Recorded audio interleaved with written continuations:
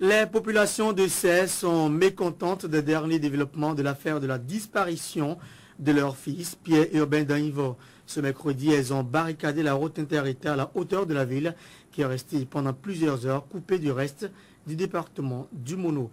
Elles ne veulent pas croire que le corps exhumé lundi dernier soit celui de Pierre Urbain Danivor et réclament à cet effet leur fils sain et sauf. La ville de Sey ne croit toujours pas au décès de son fils Pierre Urbain Danivor.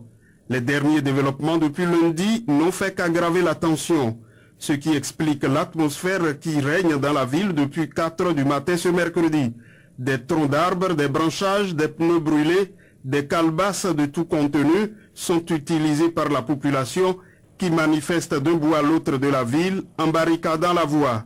Jeunes, adultes, tout le monde demande à voir clair dans cette histoire.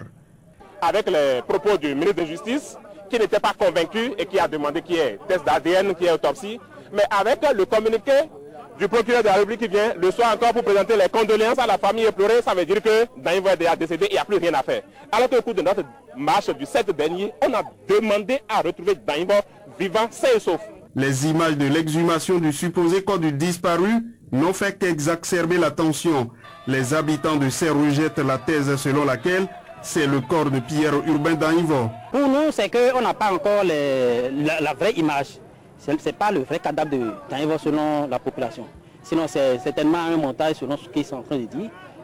Qu'on dégage la voie et qu'on trouve d'autres solutions. Mais quelle solution on peut trouver aujourd'hui avec les images du lundi dernier qui sont venues encore, je dirais, mettre en déroute tout ce qui était établi. C'est-à-dire quoi?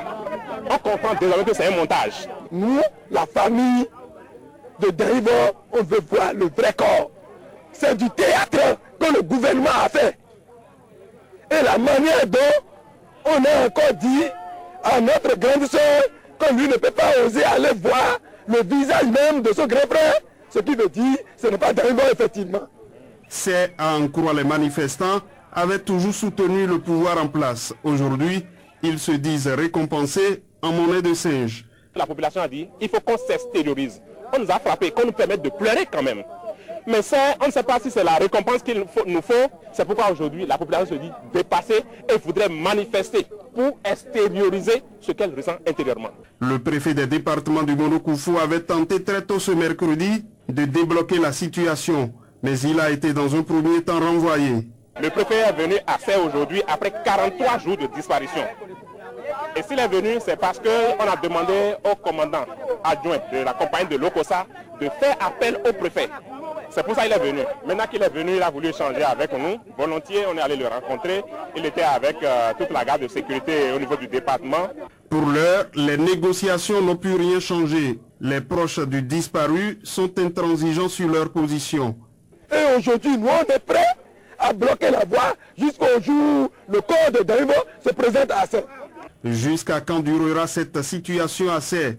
Les transporteurs et les conducteurs rencontrés sur les lieux se le demandent encore.